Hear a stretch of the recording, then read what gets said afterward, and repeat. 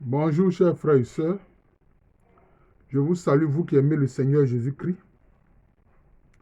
Alors, je voudrais partager avec vous un aspect des écrits de l'évangéliste Jean qui affirme que l'eau, le sang et l'esprit témoignent de Jésus-Christ. L'eau, le sang et l'esprit témoignent de Jésus-Christ. Il faut faire un commentaire de cette affirmation qui est d'une haute teneur spirituelle. De quelle eau s'agit-il? De quel sang s'agit-il? Pour le sang, bon, on voit déjà, mais même le sang, on a besoin d'expliquer. Et l'esprit. Évidemment, pour l'esprit, c'est l'Esprit Saint. C'est-à-dire que l'Esprit Saint témoigne de Jésus-Christ. L'Esprit Saint révèle qui est Jésus-Christ. C'est pour ça que tant que les disciples n'avaient pas reçu le Saint-Esprit, ils n'avaient pas le courage de témoigner de Jésus-Christ. Et quand on n'a pas le Saint-Esprit, on ne connaît pas Jésus-Christ. On ne connaît pas les mystères du Christ Jésus. C'est pour ça que c'est fondamental. Donc cela veut dire quoi? Cela veut dire que l'Esprit Saint témoigne de Jésus-Christ. C'est pour ça que quelquefois, je ris quand je vois des gens qui veulent utiliser la logique. Ils veulent utiliser la logique, une forme de logique cartésienne pour dire qui est Jésus. Non. L'univers divin ne fonctionne pas sur la logique humaine ou bien sur la logique terrestre. Sinon, on ne parlerait pas de miracle. Comment se fait-il que quelqu'un qui est né aveugle recouvre la vue parce qu'on a invoqué le nom de Jésus? Est-ce que c'est logique? Selon la logique cartésienne, est-ce que c'est logique? Ce n'est pas logique. On a un cas comme ça, c'est attesté pour la canonisation de Padre Pio, c'est-à-dire le fait que l'Église le proclame saint. Mais Padre Pio a guéri de la cécité une fille qui est née sans pupille. Or, on sait que c'est impossible de voir sans pupille. Ce n'est pas possible. La pupille, là, c'est le petit grain noir qui est au centre de notre œil, là. Elle est née sans pupille. Donc, elle ne pouvait pas voir, absolument pas. Mais Padre Pio a prié le Seigneur Jésus-Christ. Et le Saint-Esprit a guéri cette petite. Sans pupille, elle a commencé à voir. Quand l'ophtalmologue s'est rendu compte de ça, parce que sa grand-mère, elle vivait avec sa grand-mère qui l'avait envoyée chez l'ophtalmologue, mais il a dit, mais ce n'est pas possible. On ne peut pas voir sans pupille. Mais après que Padre Pio ait prié le Seigneur, eh bien cette petite-là, sans pupille, elle voyait. Elle n'avait toujours pas de pupille, mais elle voyait. Elle voyait. Sa grand-mère l'avait envoyée à San Giovanni de Rotondo, où était le monastère de Padre Pio, où il était. Il a dit, ben, je vais prier pour la petite. Dès le chemin de retour, dans le train, elle disait à sa grand-mère, mais je vois de l'eau, je vois de l'eau, je vois de l'eau. C'était l'océan. Voilà. Le train passait non loin de l'océan. Vous voyez. Donc, il ne faut pas utiliser la logique pour dire qui est Jésus, pour parler de Jésus, pour parler du monde divin. Non. Vous voyez, non. Même aujourd'hui, mis à part la physique générale qu'on connaît, mais la mécanique quantique ou bien la physique des particules, mais ça rend fou les gens. Quand il dit ça rend fou, bon, c'est une façon, hein, c'est un terme un peu trivial pour dire que ça ne correspond pas à notre logique. Parce que selon la physique quantique, si vous ne regardez pas quelqu'un, cette personne n'existe pas. Et dans la physique quantique, il y a l'effet tunnel, c'est-à-dire traverser les murs, traverser les obstacles. Vous voyez? Et les particules sont en connexion, même quand elles sont séparées par des centaines de kilomètres. Vous voyez? Donc, notre logique terrestre là, ne s'applique pas à tous les univers. Encore moins à l'univers divin. Encore moins à l'univers divin. Donc voilà. Le Saint-Esprit témoigne de Jésus. Donc si quelqu'un vient vous parler de Jésus, ou écrit un ouvrage qui parle de Jésus, etc., examinez pour voir s'il a le Saint-Esprit. Parce que quand vous avez le Saint-Esprit, vous pouvez éprouver les esprits. Voilà. Ceux qui n'ont pas le Saint-Esprit n'ont même pas le droit de parler de Jésus. Et puis ils n'ont même pas le droit même de parler de Dieu parce qu'ils ne connaissent pas Dieu alors. Parce que c'est le Saint-Esprit qui en nous révèle qui est Dieu. Voilà. Donc le Saint-Esprit témoigne de Jésus. C'est ce que Jean nous dit ici. Vous voyez. Maintenant, il dit que l'eau, parce qu'il a dit le sang, l'eau et l'esprit témoignent de Jésus. Et les trois sont d'accord. Bon, cette eau qui témoigne de Jésus, vous voyez, ça c'est de l'eau qui parle. Ce n'est pas seulement l'eau terrestre qui coule et qui fait un bruit. Non. Ça c'est de l'eau qui parle. Cette eau qui parle là, c'est quoi? C'est l'eau vive. Ça renvoie aussi à l'eau et le sang qui ont coulé, qui sont sortis du côté de Jésus-Christ quand un soldat romain a transpercé son côté quand il était sur la croix avec la lance. C'est l'eau vive. L'eau vive parle. L'eau vive là, elle parle. Voilà les mystères.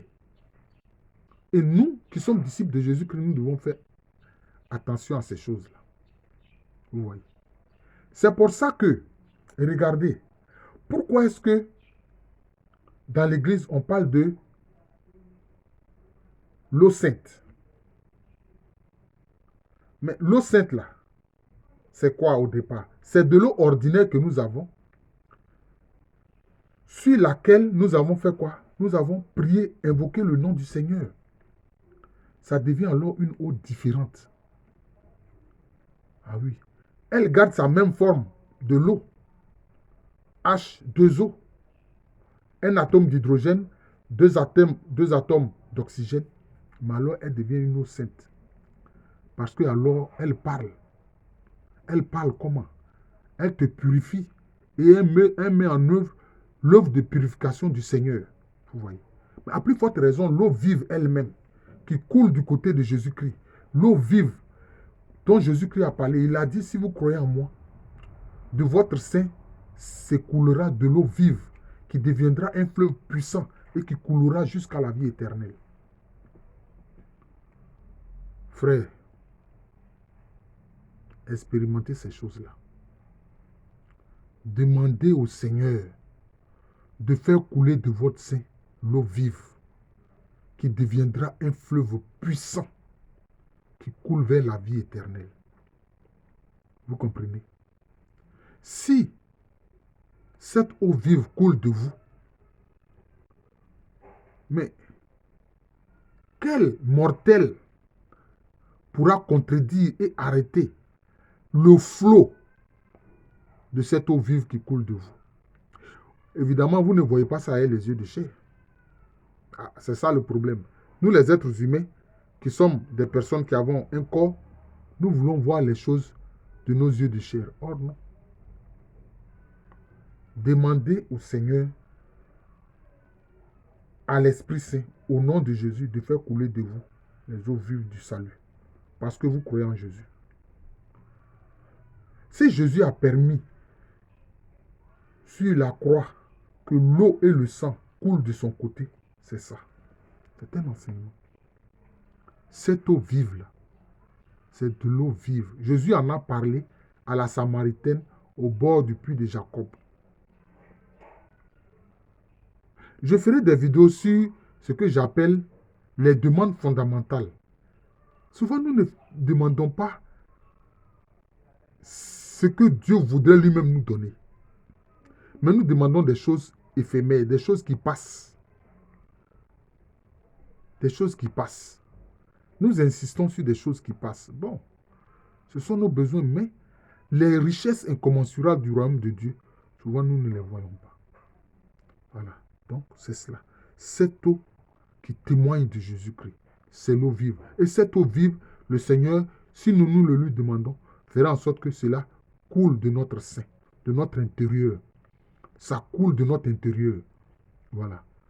Ça purifie notre intérieur et ça purifie tout ce qui est autour de nous. Ça devient un fleuve puissant qui coule vers où? Vers la vie éternelle. Voilà. D'ailleurs, dans la prière sur l'eau, que dit la prière de l'Église? Bénis cette eau. Par cette eau, renouvelle en nous la source vive de ta grâce. Voilà. C'est ça. Il a dit quoi? Mais Seigneur, tu veux que cette eau puisse nous purifier et nous apporter quoi? Le don de la vie éternelle. Le don de la vie éternelle. Justement, parce que l'eau vive donne la vie éternelle. Et cette eau vive qui donne la vie éternelle, mon frère, ma soeur, se coule de toi. Si tu demandes à l'Esprit Saint de faire que cette eau-là, cette eau vive, la coule de toi. Maintenant, le sang. Le sang. Il y a des gens qui ont du mal à accepter la divinité de Jésus. Comment Dieu Tout-Puissant là? C'est lui qu'on voit à travers cet être humain là. Mais c'est ce que Dieu a voulu. Sa parole éternelle est devenue un être humain. C'est ce que le Seigneur a voulu. C'est ce que le Père Céleste a voulu. Mais le sang, c'est quoi? Mais nous voyons que c'est le sang qui irrigue la vie de notre corps. C'est le sang qui irrigue la vie de notre corps, qui coule partout dans notre corps, le sang. Voilà. S'il s'arrête de couler, de circuler dans notre corps, c'est la mort assurée. C'est la mort assurée. Donc vous voyez que le sang aussi donne la vie. Le sang aussi donne la vie. Mais que fait le sang de Jésus-Christ? Le sang de Jésus-Christ donne le salut. C'est-à-dire que par le sang de Jésus-Christ, là, tu es sauvé. Par le sang de Jésus-Christ, tu es sauvé. Parce que quand il n'y a pas effusion de sang, la miséricorde de Dieu ne peut pas se mettre en œuvre.